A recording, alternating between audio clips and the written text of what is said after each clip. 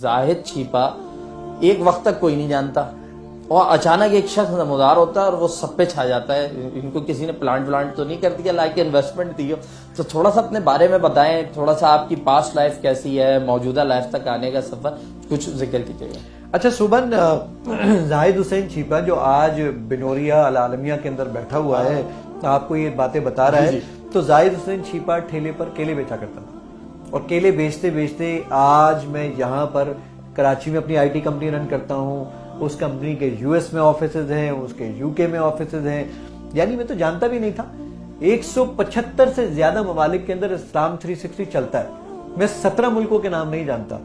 اور اس کیلے والے کو اللہ تعالیٰ نے اتنی عزت بخشی کہ یعنی میں, میری امی اور میرا بھائی شام کو جس اسکول میں جا کے صفائی کرتے تھے, صبح اسی اسکول میں پڑھتا تھا.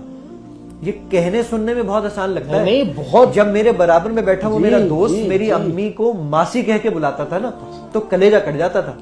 یہ بہت آسان بات ہوتی تھی. 45 گز کا ہمارا چھوٹا سا گھر, اس گھر میں صرف ٹوائلٹ تھا, ٹوائلٹ کے اندر بھی دروازہ نہیں تھا, پردہ تھا. باتھ روم نہیں تھا, صحن کے اوپر ایک چھت پڑی ہوئی تھی, تو صحن میں بیٹھ کے نہا لیا کرتے تھے مین ڈور کو بند کر کے. کوئی ہم جب آتے تھے اسکول سے تو بھائی کہتا تھا بھائی رک جاؤ ابھی میں نہا رہا ہوں, پھر دروازہ کھولتا ہوں.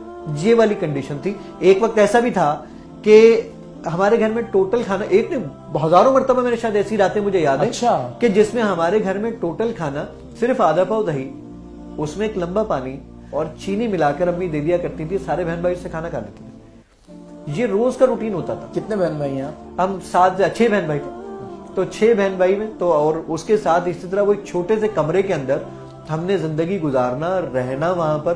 اور پھر اس کے بعد لیکن میں خواب اس وقت بھی بڑے دیکھتا تھا. ہاں, پیردادا قاسم صاحب کا شعر ہے جی کہ میں اس شخص کو زندوں میں کیا شمار کروں جو سوچتا بھی نہیں, خواب دیکھتا بھی نہیں. تو خواب دیکھنا بڑی چیز تھی. جب میں ٹھیلے پر کیلے بیچا کرتا تھا, میں اس وقت بھی سوچتا تھا کہ زاہد کی منزل یہ نہیں ہے. اور میں آج بھی یہ جملہ کہتا ہوں الحمدللہ, اور آپ کے پروگرام میں لائیو یہ کہہ رہا ہوں کہ زاہد کی منزل یہ نہیں ہے. زاہد نے بھی انشاءاللہ بہت آگے جانا انشاءاللہ. تو یہ سارے منازل انشاءاللہ طے کرنے مجھے 3 ملکوں سے آفر ہوئی. مجھے سعودی عرب سے آفر ہوئی, مجھے ناروے سے آفر ہوئی, مجھے جرمنی سے آفر ہوئی کہ جناب آپ یہاں.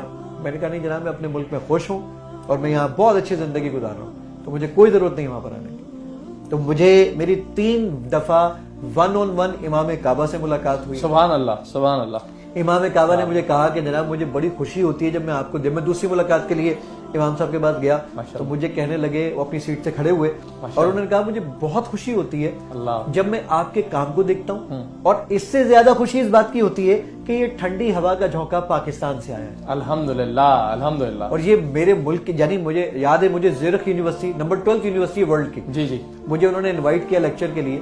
جب میں وہاں لیکچر کے لیے گیا تو میں سوچا کرتا تھا کہ یار میں صرف IBA کے باہر سے گزرتے ہوئے رونے لگ جاتا تھا کہ میں اب پڑھ نہیں سکتا.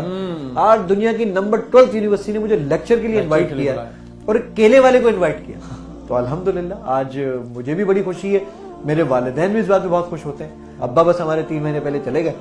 جی اللہ تعالیٰ ان کے درجات بلند فرمائے. زاہد بھائی یہ بڑا جگر چاہیے اس بات کا کہ جب آپ کچھ بن گئے اس وقت کا ذکر کرنے کے لیے کہ جب آپ کچھ بھی نہیں تھے. یہ حوصلہ کیسے پیدا کر لیتے ہیں؟ ایک بہت بڑی بات, کیونکہ ابا کا ذکر آ گیا ہے تو وہ آنکھیں نم ہو جاتی ہیں ابا کی بات کی بات. جی تو ایک بہت بڑی چیز کہ جو کہ ابا نے ایک وقت میں گٹر تک صاف کی. میں نے کہا نا کہ یہ بہت اچھا لگتا ہے صرف سننا نا. صحیح کہہ رہا ہے. جب ابا مجھے کہا کرتے تھے کہ مجھے سعودی پرنس نے ایوارڈ دیا, مطلب بن تھنیان نے, جب میں ریاض سے وہ ایوارڈ لے کر آیا تو ابا اس ایوارڈ کو لے کر انڈا بریڈ والے کو, دودھ والے کو, پرچون والے کو, سب کو دکھا کر آئے. میں نے ابا سے کہا یار سب کو دکھا رہے ہیں, عجیب سی شرم آ رہی ہے, آپ کیا کر رہے ہیں؟ ابا مجھے کہنے لگے تو نے ہمارا سینہ اتنا چوڑا کر دیا, اللہ تعالیٰ نے تجھ سے اتنا بڑا کام لے لیا ہے. تو جب ابو کی ڈیتھ ہوئی تو ایک صاحب نے, میں نے کچھ ایک آرٹیکل لکھا ابا پہ, تو ایک صاحب نے نیچے کمنٹ میں لکھا کہ جب تمہارے ابا وہاں انشاءاللہ جب جنت میں پہنچے ہوں گے تو فرشتوں نے یہ تعارف کروایا ہوگا کہ یہ زاہد حسین چھیپا جو اسلام 360 والے ان کے والد.